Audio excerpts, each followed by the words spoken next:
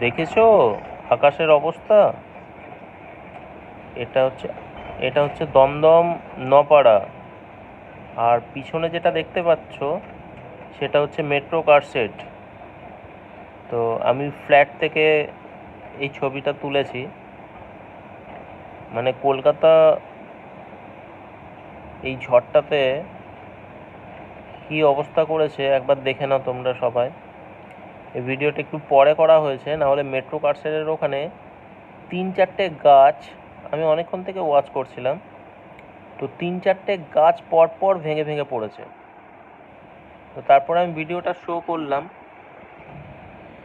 তো তারপরে এখন পর্যন্ত একটা গাছ আপাতত কিছু ক্ষতি হয়নি।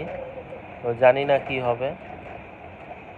আরও কিছু ভিডিও আমি আজকে আপলোড করব, দেখো, লাইক করো।